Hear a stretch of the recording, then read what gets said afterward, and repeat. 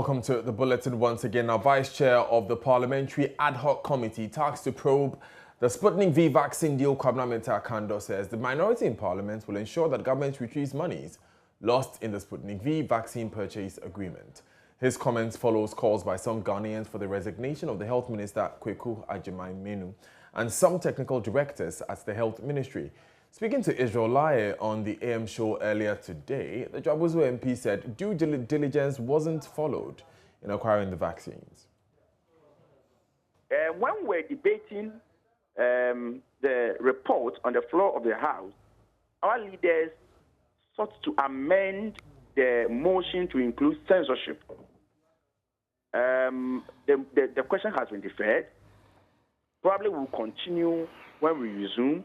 But the point is that I'm going to follow up with a parliamentary question to make sure that we have evidence to the effect that the money has really been refunded to the state and other issues. So we will. Unfortunately, that is my job. I'm the ranking member on the committee. Yeah. So yes, whether you like it or you don't like it, I must also live up to expectation. So we will do our best. We can only probably bring them in if and only if they were involved in the whole transaction. And what's the guarantee that they were involved? But even Cabinet was not involved. Even Cabinet was not involved. PPA was not involved. FDA was not involved. You see, sometimes let's face reality. It is very difficult for the technical guys in the ministry to come out and say that we were not involved whilst they are still working with a person. This is difficult. Sometimes they will even have to pretend to be defending the issue.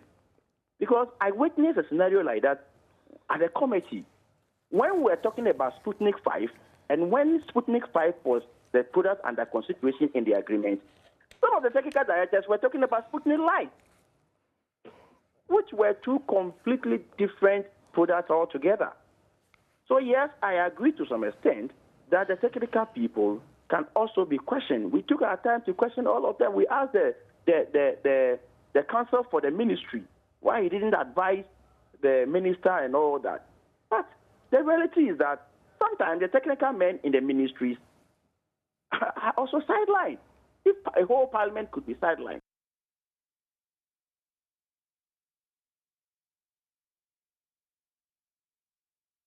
Now, also on the show were procurement analyst Nana Addo and anti-graft campaigner Edem Senanu, who said heads must roll at the Health Ministry and government should work to retrieve the money.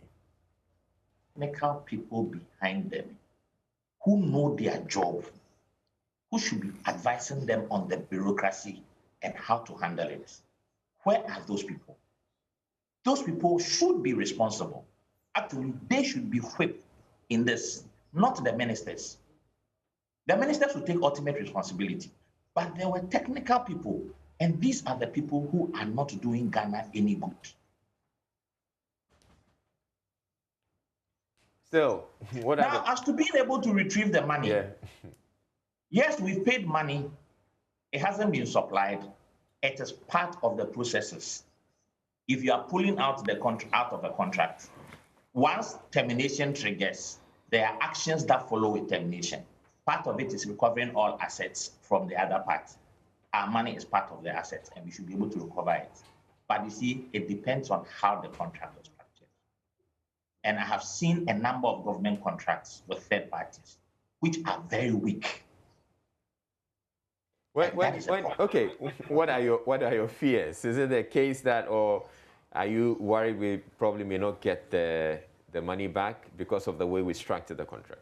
We may end up chasing rabbits through their holes, and it will not come back unless we are ready to go through the international courts to pursue and collect it, which we must. The minister ignored what was good practice, best practice. I think that for all you know, he may have had some people closer to him who said, look, just go ahead, etc.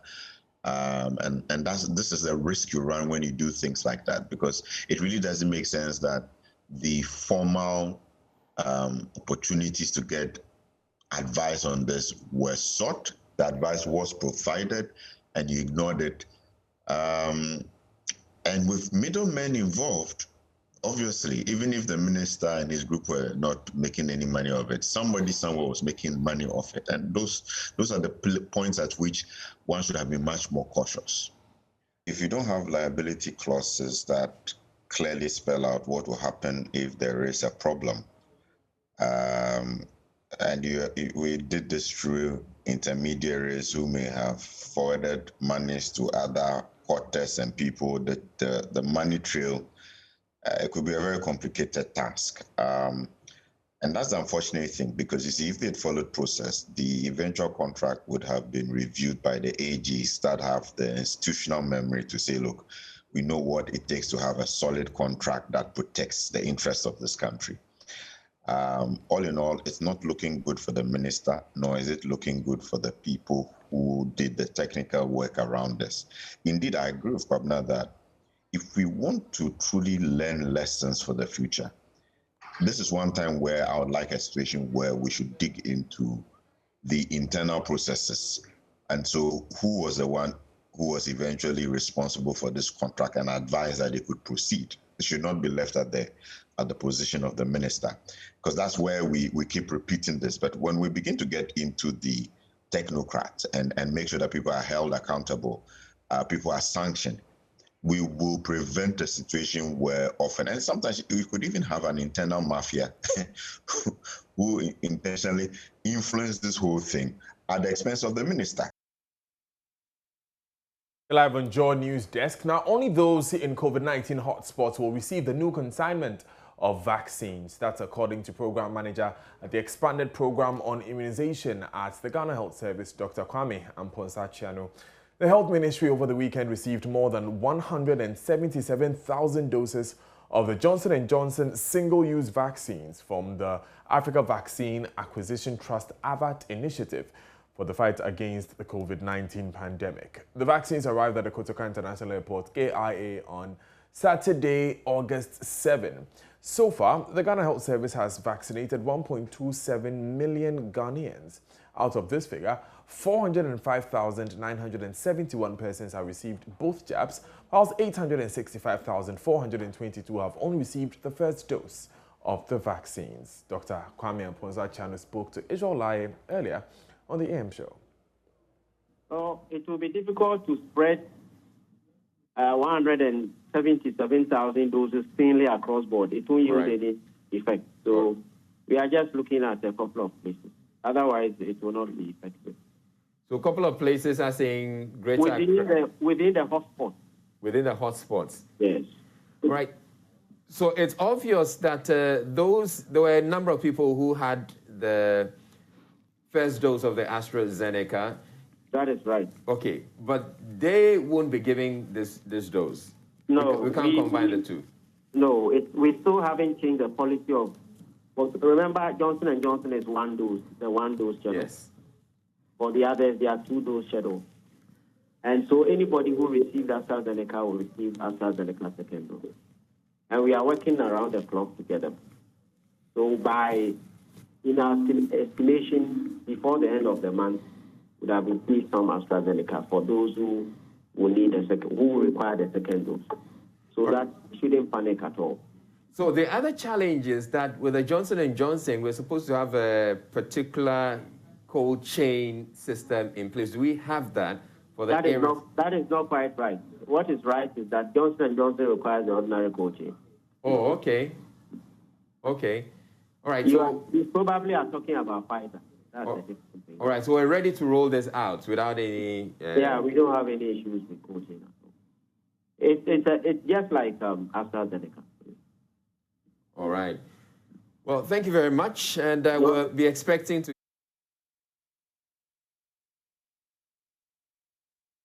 You're live on JoyNews desk. Let's go back to the story on the health minister, where Martin Pebu, who is a private legal practitioner, has threatened to take Mr. Adjumamenu to court for perjuring himself when he faced the ad hoc committee. Mr. Adjumamenu is now embarrassing us as a country.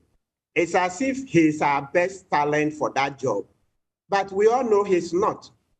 You say, that's why maybe it appears he doesn't understand public service. Look, There are 1,001 citizens who can perform that job.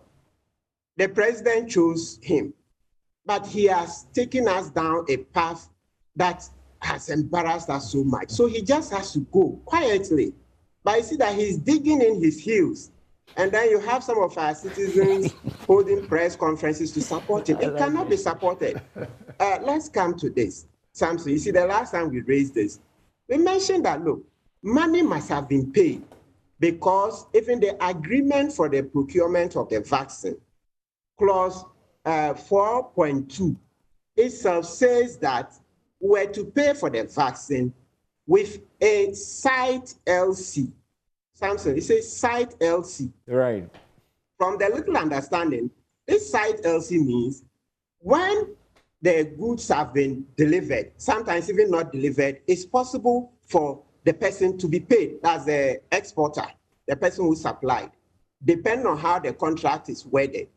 But bottom line is that whether the contractor or the exporter should be paid because the goods have left the country of export, or even in Ghana, once you say site LC, it has certain meanings, okay, that certain documents will be presented. So the argument I'm making is that even without this payment that has first come out, the contract that he signed means that payment was to be made soon after the latest, soon after the 20,000 vaccines were delivered. So on what basis could the minister go to Parliament to say that nothing has been paid? Is Al Maktoum Father Christmas? Is Al Maktoum Father Christmas that he'll give you vaccines, 20,000, and not receive payment?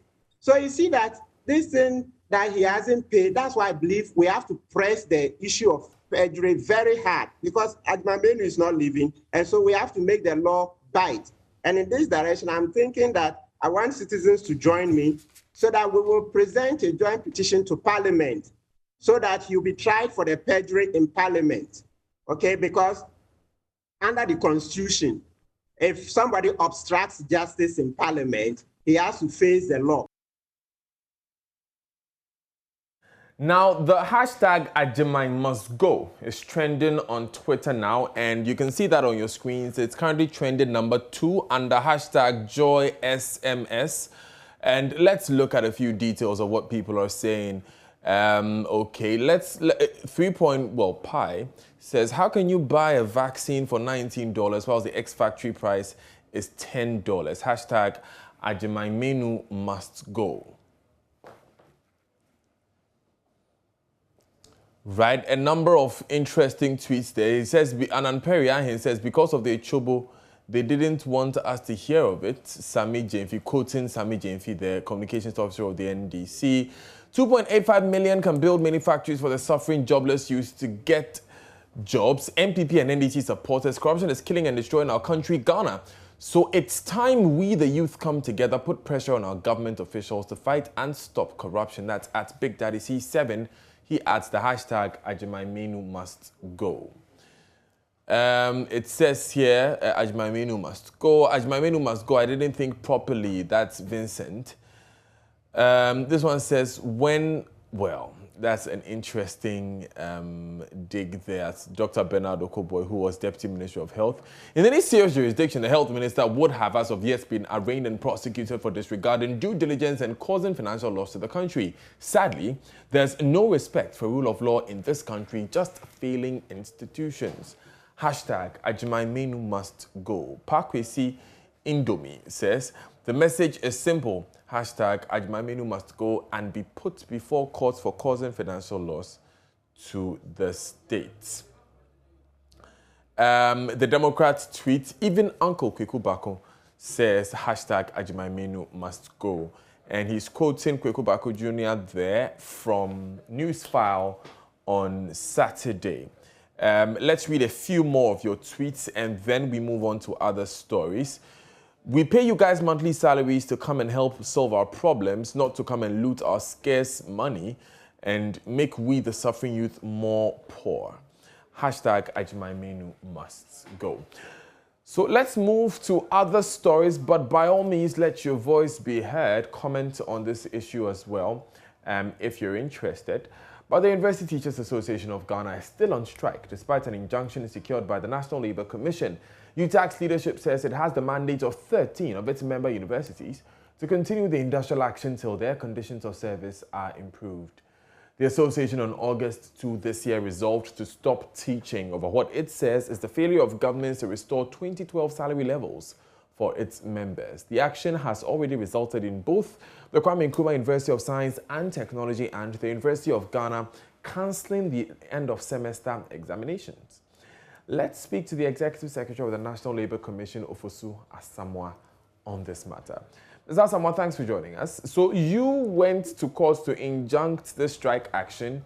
UTAG says they're still on strike. What's next for you? Yes, if the court has spoken and the party decides to defy the orders of the court, the best thing is to take the person to court. So you are taking UTAG to court? Yes, we have to go back if they defy the court order. When will this be? That should be tomorrow. Okay. What are you going to seek from the court? We are going to seek compliance and punitive action for defying the court order. What kind of punitive action would you be asking for? We will be citing them for contempt. So if the court finds them guilty of contempt, then the court will apply the punishment it wants. So is your expectation that, for instance, Professor Mafo, president of UTAG, would be jailed? Oh, no, I don't expect him to be jailed. He has to purge his contempt. That because I was simply asking that because it's part of the spectrum of sanctions. Part of it, but it's for the court to decide. But I don't wish him like that. I mean, Ghana prisons are not good. So I mean, that's it. Now, Professor Mafo has been speaking, in fact, even on Friday, we were on this platform together, and he's been speaking about how he feels unfairly treated. His organization feels unfairly treated by the National Labour Commission. They say that they wrote and stated their intention to go on strike some 3 weeks back. They were basically ignored. And it seems like when government defaults on their side of the bargain, the Labour Commission does nothing. Well, that's an unfortunate description because they wrote to us with their complaint and we accordingly acted upon it by bringing in government ministries and agencies to engage them in negotiations. Something they were attesting that they were being engaged. So the National Legal Commission is not a negotiating party. We facilitate the settlement of issues and settle issues. So if you come complaining against your employers, Joy FM, that they may not be saying, well, your conditions are bad. Well, and we call upon Joy FM that this is what complaints we have to proceed. What are you doing about it? And then Joy FM goes ahead to engage you in negotiating for better conditions of service and this. And we say that the Labour Commission has been done its work because we did not call you back. But what you asked for was being done for you. So I don't see where the unfairness is. And even when it came to the West, that they were not being treated well, as they say. We invited both themselves and government to appear before the commission last week. When they wrote to us that they are unable to attend, so we should oblige them a date of attend. We have obliged them by giving them on the 11th to appear before the commission. That's it. So if negotiations are still ongoing, as you say, why did you take them to court?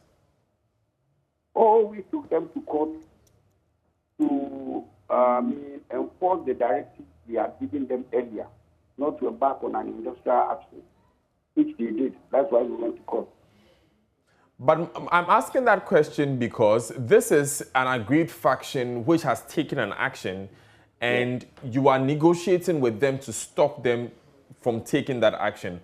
Why then do you leave the negotiation table and go to court? Is that not a show of bad faith? What I said is that we are not a negotiating party. I understand that totally. You are facilitating the negotiations. Those negotiations are ongoing. Why then do you leave and go to court? Is that not bad faith? We didn't leave. We are not part of the negotiations, so we cannot leave. Right? But the directives of the National Labour Commission are to be respected and obeyed. And if we defy this, the law says to go to court. And that is what exactly we do. Whether we are a Greek party for a benefiting party or not. The law says that when the directive is given, we pass the enforce if it is not obeyed, and that is what we do.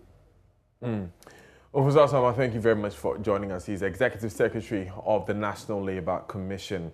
Let's talk to Labour consultant Austin Gami on what the National Labour Commission should do going forward. Mr. Gami, thanks for joining us. In the first place, how would you describe the current situation that UTAG, NLC and government find themselves in? I can only say it's most unfortunate in the first place that it got into how it got into. This is because the intent of the Industrial Relations Act that we have, the labor law, is to try and eliminate some of these things. Hence, the law, the way it's been crafted as a social legislation, and not the traditional legalistic approach to managing labor relations. So I'm not happy at all. And from what you're saying, I'm tempted to believe that you are not happy with the NLC's resorting to court action. Both parties. But NLC is frustrated. They've tried to put in an effort, and maybe the response on UTAG has not been very positive. That's the reason why maybe they got frustrated and went to the court. That notwithstanding, it may be legal, but if you go and jail the president of UTAG because of contempt, obviously the whole country will grant a halt. So I'm not too sure that is what they want to pursue. That is the reason why I started by saying that the Labour Act is written in such a way to give room for negotiation, for mediation, for arbitration. There's always going to be a finality as far as labor relations is concerned in this country. Now, how do we move forward from this impasse, Mr. Gami? They should stop the blame game. And if, because they don't have maybe some level of trust in some people, and the commission maybe want to still move forward and helping the two parties to find a solution, they can engage the services of arbitrators and mediators, which they know what to do to help resolve this problem. There's no call for NLC as a commission itself to necessarily go tackling every bit of an issue. That's not the intent of the law. So I would urge them to think about it. But the first thing is blame game should stop immediately, and both parties should have the nation at heart. Of course, NLC loses nothing per se, but they have their credibility at stake. UTAG also have their credibility at stake because they have the whole faculty of law and other departments at their disposal to guide them. And also they have access to people that they can contact also. So they should all take it easy and let's have a solution that will satisfy both of them. Austin Gami, thank you very much for joining us. He's a Labour consultant. Now, the Ashanti Regional Police Command has arrested 3 people in the murder of an Okada rider at Brepro in the Ahafo East District. The body of 45-year-old Kweku Menu was found by a search party on the outskirts of Brepro with multiple wounds on his body. His body was conveyed to the Mankraso Government Hospital but was confirmed dead by the medical officer on duty. ASP Godwin Ahianyo, Ashanti Regional Police spokesperson, has more details. Ashanti Regional Police Command has commenced investigation into an alleged robbery and murder of an Okada rider by name Kwekumenu, age 45 years, a resident of Bipro near Fauman in the Ahafuano East District. Intelligence, however, led police to the arrest of 3 persons, namely Kobna Stephen, 20 years, Edward Nepodi, 20 years, and Kofi Kwansa, 19 years, all residents of Potrikro near Edijama, who were involved in an accident with a deceased person's motorbike and had been taken to the St. Edward Hospital in Edijama. A search on one of the suspects revealed the deceased person's mobile phone. As we speak, the 3 are arrested and under strict police guard at the Mankranso Government Hospital. The Regional Police Command has visited the crime scene and also commensurate with the bereaved family. We also assure the family and the good people of the area that the police will not condone any act of criminality within the area and the region at large, that all cases of crime will be thoroughly investigated and justice served to all.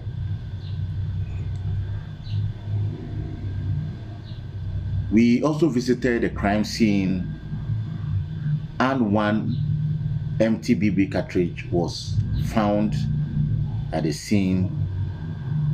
It has been retained for confidential purposes, as well as the motorbike which was involved in the accident. Any further updates will be communicated.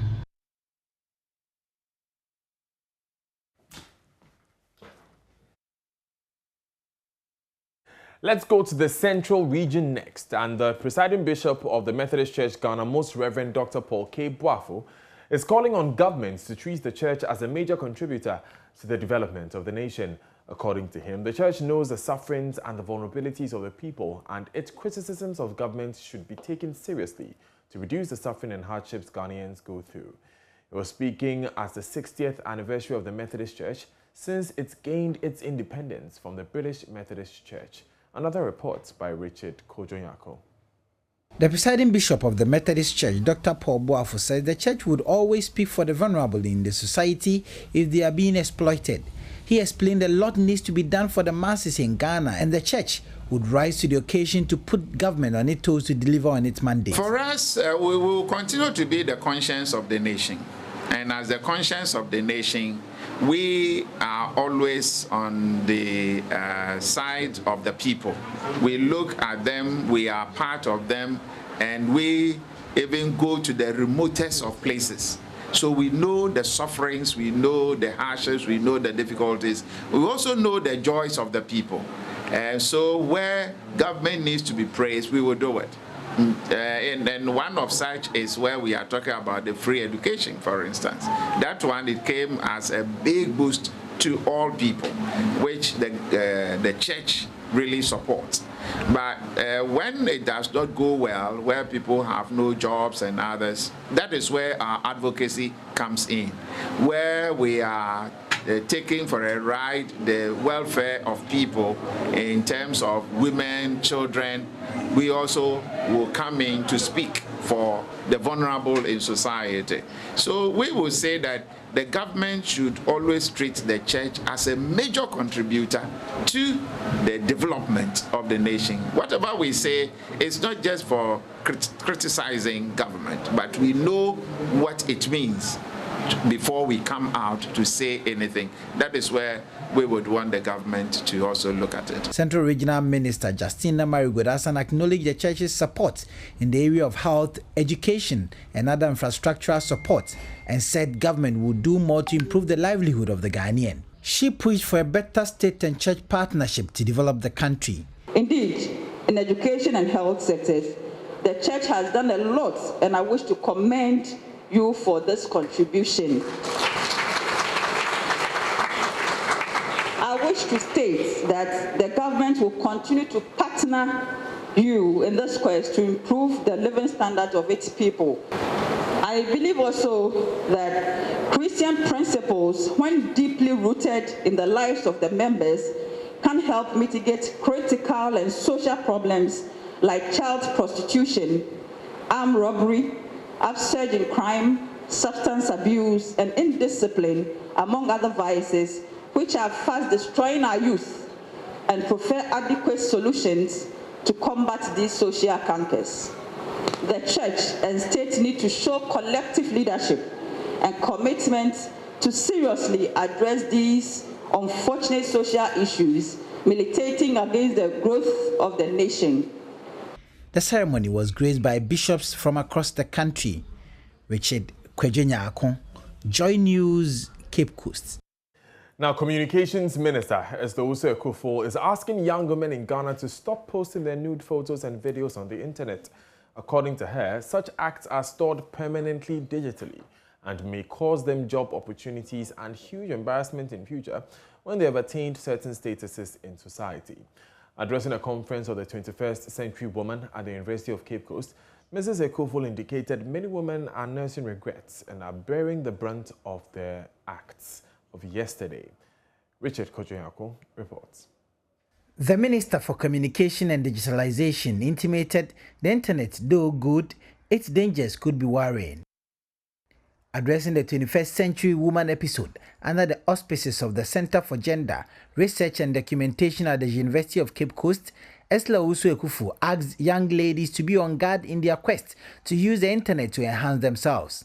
She spoke extensively about the digital footprint and says it never forget the acts of yesterday. I know a lot of young people enjoy taking nude photographs of themselves or putting their whole lives out there, but be careful when you do that. You may delete it from your device, but the footprint of that image is stored permanently. And when I mean permanently, it is there forever. For those who know how, they can always retrieve that. And it may be a source of deep embarrassment to you 10, 20 years down the line when you're confronted with the foolishness of your youth, which is there permanently for everybody to see. Thankfully, we didn't have that in our days. So the mistakes we made are lost in the sands of time. Yours are kept forever, so be careful. Madam Esther Ekufo asked the women to use the internet to seek diverse jobs and improve themselves. There are also inherent opportunities. Now it's become normal to work remotely and to work from home. For women, it gives us the chance to work and earn a living and to take care of our families at the same time.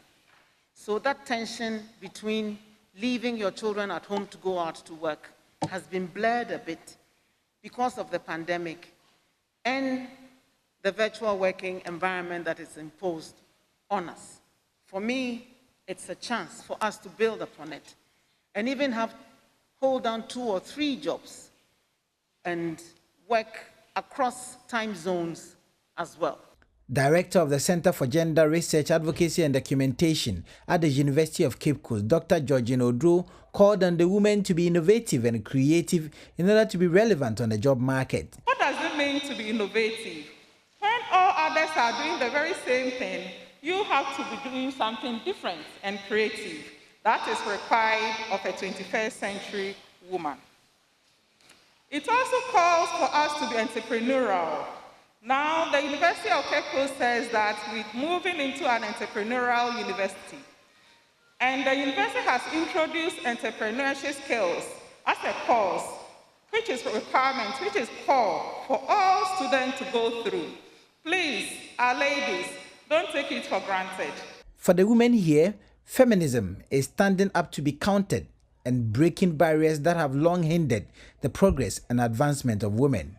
Reporting for Joy News from the University of Cape Coast, my name is Richard Kwejenyako. In the Bono East region, the Krontihini of the more traditional area in the Kintampo North Municipality, Nana Addo II, wants President Akufo Addo to ensure that the road network linking Kintampo Township to other communities are constructed to help bring development to the area. He made this call at a Deborah of Chiefs as part of the President's 2-day working visit to the Bono East region. There's more in the following report. The President Nana Addo commenced his 2-day working tour of the Bono East region with a debut of chiefs from 3 traditional areas within the Kintampo North municipality, where the continuity of the more traditional area. Nana Addo II lauded the President for the introduction of flagship policies that has impacted positively on the lives of the people. Nana Niawaya Mayenedoso. Yakase Kuyadia, na ene Kintampo. Okasa Oba on to Tokyo Ejuma Asekra. Nana, you promised to help improve agriculture when voted into office, and you introduced the planting for food and jobs, which the people have benefited from the free fertilizer and seeds policy. Nana, when you see when you said this with Biara, Kwaya Befaso Emma Yenya factory. You also promised one district, one factory to help create jobs. We've had our share, which is the mango juice processing factory at Kintampo Appetite. Processing factory. Appetite Kintampo Kruti here. He, however, called on the President to ensure that the road network linking the Kintampo Township to other communities in the area are constructed to help bring development to the area. Nia e kuyen wo Kintampo ya kwan nanan. Efi Kintampo ekosi kunsu kwan enye. Our road networks has been terrible. The road linking Kintampo to Kunsu and a couple of other roads are in deplorable states. So we call on you to come to our aid. Kintampo ekosi mansra. Sa akwen nyina atote apansama era eye hunwia nana enye yie yebehia omoa. Nana Addo appealed to the President to upgrade the Kintampo Government Hospital into a teaching hospital to help improve healthcare across the region. College of Health. Health Research We have a College of Health and a Health Research Center. We believe that Kintampo Government Hospital could be upgraded into a teaching hospital to improve healthcare. Teaching hospital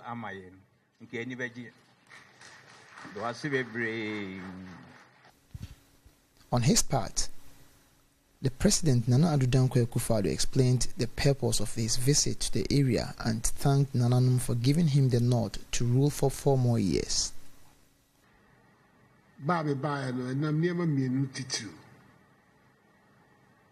Some of the Kaya Moboami Mamiko Frogana Kuna Cassiano 2017. The Shassia say, I feel Biano, Beba Momo Dane, Aquacosra, Mensi when Ghana, Yina, Edma Air Cosson, Punto Air Cosson, Mamma who said. Say calling you and calling you, calling Papa and calling Bonia, Miami de Beni, Aquacre. Mamma Quanso, Etie, some of that man for Comaso, the Senana, where you be at all, Anopay. In response to the requests made by the traditional authorities, the President assured the people that the Health Ministry would take a look at their requests and respond accordingly. Hospital elevation to teaching hospital. Which means I can say, what came so? As a health minister, and the finance minister, me do cry.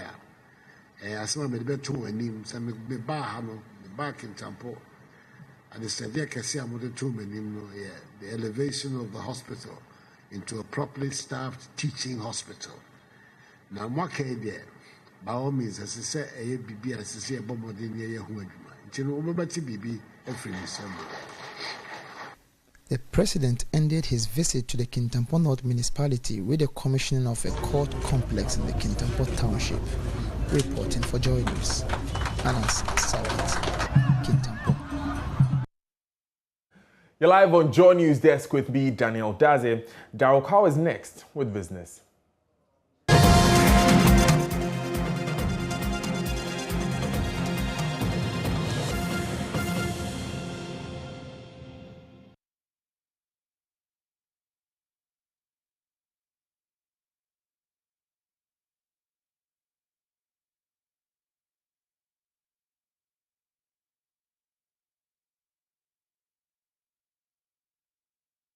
Good morning, welcome to Business. My name is Darrell Kwao, finance expert and former technical advisor to the Ministry of Finance.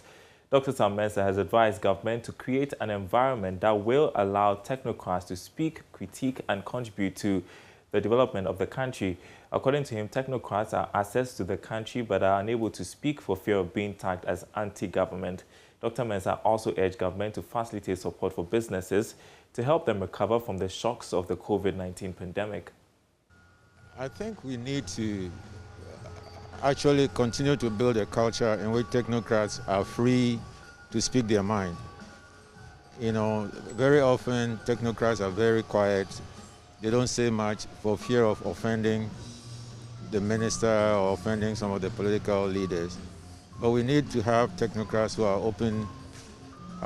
We encourage them to speak their minds, encourage them to be able to point out to politicians where things are going wrong. We need quite a bit of work in that area. I think the government COVID strategy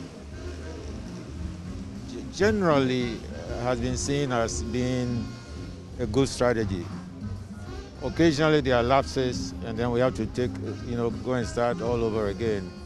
But I don't think that overall we can say that Ghana has not had a respectable COVID strategy. What we need to do is to accelerate the support that we're giving to businesses so that they can start re-employing people, bringing idle capacity to work, and then creating more employment.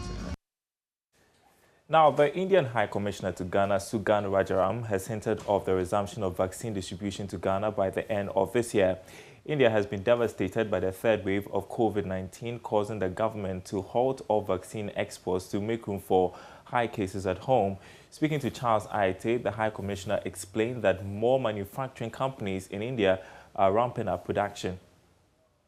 Timeline, we have already tied up the manufacturing, we have already tied up with the approvals for the new vaccines, and we are hopeful that within few months the situation will be stabilized. As of now, the vaccination situation is stabilized in India. As I told you, every day on an average we are doing 4 to 5 million vaccinations. Sometimes it's so on an average is 4.5 million, you can say. So if within few weeks or within few months the situation gets stabilized to the normal and there is no such a requirement to do any readjustment what we had to do earlier in terms of advancement of the schedule, I think there will be a situation where India will be in a position to again restart its supplies overseas. I think we are looking forward to such a scenario at the earliest. So it simply means that the exports of or the supply of vaccines could happen somewhere latest by next year, 2022, because the year is all 4 months that will away. be latest, but it could be because what is happening is we are very conservative estimate that we have done with the existing manufacturers and the existing manufacturing abilities of them for the rest of the year. But the manufacturers are ramping up their productions.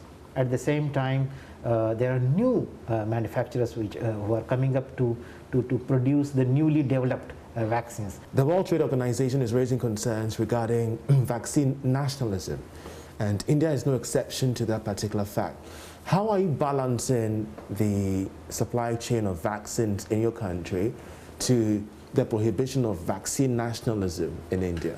In fact, vaccine nationalism was never, started from India. In fact, we were against, we are still against the vaccine nationalism. We are the only country who was, as I mentioned to you, within 3 days of our own vaccination drive, we started giving out the vaccines to the other countries. And we have given more than 85 million vaccines as of now, till March.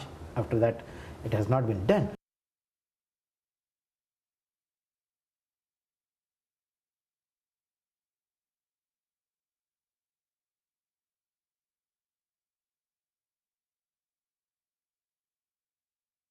All right, the Indian High Commissioner to Ghana, Sugan Rajaram, is on the marketplace this afternoon at 1 o'clock. Don't miss that interview with Charles Aite. Remember, 1 o'clock here on this channel. And that's it for business. My name is Darrell Kwao. Sports is coming up next.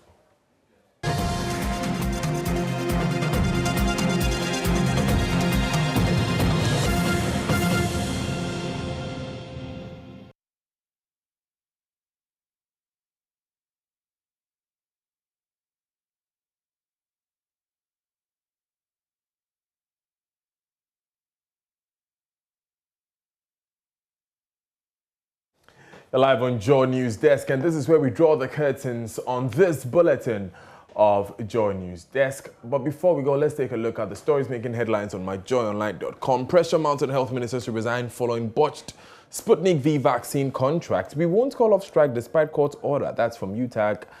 Our management of CD has been one of the best. We'll get some more comments on that at midday. And Ghana records 30 deaths in 7 days from the COVID-19 pandemic. And this is where we draw the curtains on this bulletin of Joy News Desk. I'll be back at midday with Joy News Today. Up next is Mapito Sibidi with Joy News Interactive.